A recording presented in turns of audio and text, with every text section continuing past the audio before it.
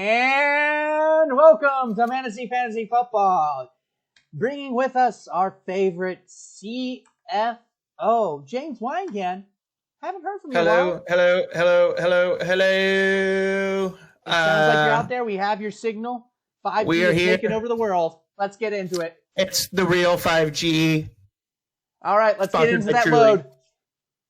The biggest load blow this week was Salvin Ahmed, the Miami running back by Hedges, putting a nice $19 on him, which I personally feel attacked because I put all of the rest of my fab money on him, and I thought it was a guaranteed pickup because I have no more running backs.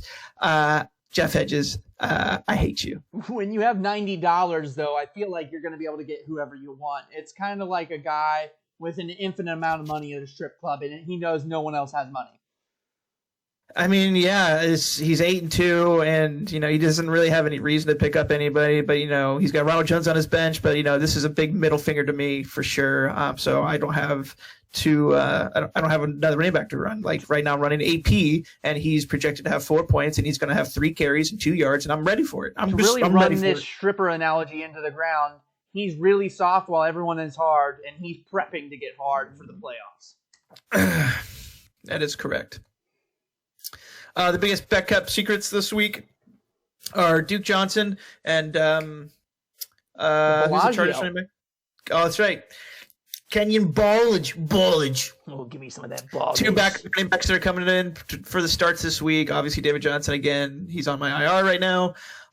Duke Johnson's going to get the start after their bye week this week, and then the Ballage. I've realized, James, if I just pick up players that you drop, it's kind of like when the Bengals or a Jet goes to a different team. I have a chance of starting that player like Deontay Johnson and now Duke Johnson. I'm getting all the Johnsons from you.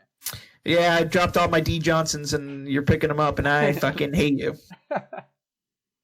The 0% owned this week is another kudos to me, Des Bryant. In reality, this sounded like a really good idea at first, but now I'm looking like he's not going to get any action at all. He was on the practice squad. They called him up, but even this week, he didn't even get to see the field, and I feel like it's just false hopes at this point. What do you think? The fact that you were picking up a player that was practice squad driven, not really something I've been fond of. And on top of that, the Ravens' offense passing-wise is atrocious. Lamar is not passing like how he did last year. He just I mean, yeah, that was one of the points I was going to bring up. If I was Adam Lawson, I'd be very upset with Lamar Jackson right now. How could you? And the move to pick up Des Bryant was a very Adam Gase move on my part. I don't know what I'm doing. I should be fired. He still has a job. Can we just talk about out of the people that should be fired in 2020? Just there's been a lot of layoffs, and that's unfortunate. But I think they've turned into the team where they kind of used to be. They're kind of the old, or not old. I shouldn't say old, but like the 2010 to 2017 Dolphins were they're so bad that back half the season they start to get some momentum going for no reason, and then you kind of start to root for them a little bit. Now, is this your hint that you're going to pick up Joe Flacco this week to start him? A good magician doesn't reveal secrets. Adam. Ooh, we'll see on Sunday, folks. All right, and playoff breakdown. We are getting near the playoffs. We are on week 11 right now, or week 12. Oh, it's week 11. All right, and we only have 2 weeks after that. So we got some breakdowns here. But to start, we're gonna go into talk about the first 3 weeks. Everything was great. Everything was grand. Nothing can go wrong. How many points did we score? There were so many good weeks in between week 1 and 3. So many weeks, so many points, so many good things. 123 points. 123 points a game. Everything was peachy. No injuries could happen. Dak was alive. And then every injury imaginable happened. And James, how many points are you thinking? A buck? A buck 50? I mean, I'm not going to lie. Football has been pretty boring the last 3 weeks. In terms of fantasy, it's even been kind of more boring alongside the some of the Monday Night Miracles we've seen. But I mean, the Bailey miracle. We got to talk about the Bailey miracle. Oh my goodness, what a miracle! That was insane. I can't believe that. But the points just haven't been there in the last couple of weeks. It's been good for me because I'm actually competitive now. I have a playoff chance. Everyone is at your suckage level. But, everyone's down to my level now. But I'm going to say 110 maybe. Ooh, Ooh, 110, and it turns out to be slow reveal. 104. Oh! That's brutal. That's like a big 15-point drop.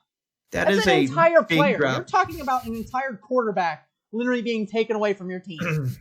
Yeah, that's a big drop in averages of points by week. That just shows kind of like the COVID environment and the injury environment that we're seeing this year. I think we've never personally seen this in the past 15 years of doing this at all. So I think that's just kind of a reflection here. Well, James, we're going to talk a little bit about you now. Basically, for the rest of the season, for you to get in the playoffs, you are going to have to win out and get 150 points a week because you're like 200 points behind me and my brother. Yeah, do you think you can do it? Do you think you can do it this week without Josh Allen or Devin Singletary? As the famous JP said, I think it could happen. But I think my best chance is for me to win out and for you and David to lose out. Yep. So I don't have to. So I can avoid that tie. If I get into a tie, then it's game over. There's no way. I just passed 1,000 points and I'm past 1,000 by 1 point. So it's not looking too hot for me, but at least you make it. Wow, what are the comebacks? Definitely a grind there. Where's Chad Henne when you need him? Oh, fuck you. So my brother is 1 game behind me, or he's tied with me now. He's 1 game. I can't recall. You guys are tied. We're tied, and he's down by 20 points. So my brother basically just has to keep up with me, outbeat me in points, and outbeat me in wins, and he's good to go. So it's definitely doable for my brother. Luckily, I get to play James last week, which I'm very excited about. Then we have FBI's Most Wanted, Adam Lawson. He has to win 2 or 3 games, and surprisingly, he's only 55 points behind BJ right now. So every time you think he's out of it, he's coming back for a fight. The comeback kid is coming back again, and he's trying to get arrested one more time. He just looks more constipated than anything. I mean, he looks like he got 3rd place in a competition that he definitely thought he was going to win. All right, and ladies and gentlemen, it's Like Dicker. Mike isn't here, but I'm his brother, Like. And we're just going to go over some predictions today and talk a little bit about some football. But first, we're going to get some status. We got Dicker versus Shefty. Obviously, I'm such a good player. And I'm going to win 129-15. Shefty, his running backs haven't been doing too hot. And Davante Adams, he's just been fucking solid. I'm going into a Boston accent, it turns out. So then we got Jeff Hedges versus James. Hedges has been very strong lately, but James is going to pull it out of his ass. And it's just going to be one of the most miraculous things you've ever seen. Then we got BJ versus Kai. Jeff Kai is having a rough season. The man needs a win. We need to cheer this man up, and we need Lawson to get back into it. So I predict Kai 105-99 BJ. Jesus versus Lawson. This is a big one because whoever wins this has a chance at the playoffs, and the other one that loses, more than likely, they're done.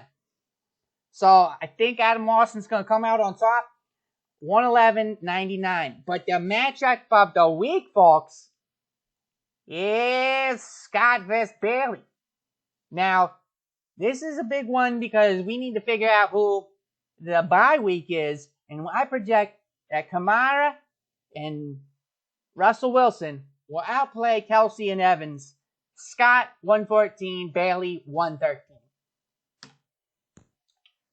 And then, of course, we have our power rankings. These have been pretty stagnant lately. A little bit of change up as of late. No daily double this week, unfortunately. That's from the last slide. But get on to round 10, and we're Jeff Carr. It's been a rough season, man. We want to see you win, but it just doesn't seem to be happening. Oh, God. I don't know if you're going to get another win, but keep grinding, brother. It's always great to be the spoiler. Other people will be very grateful for you. If not, maybe buy you a meal. Number 9, Lawson's still fighting for it. He's going to fight for what's right. And then we got James at number 8, previously number 10. Myself at 7. I've been doing terrible these past couple of weeks. I can barely get above like 90 points. My running backs are trash. BJ staying at, whoa, that just skipped all the way up there. And BJ at 6.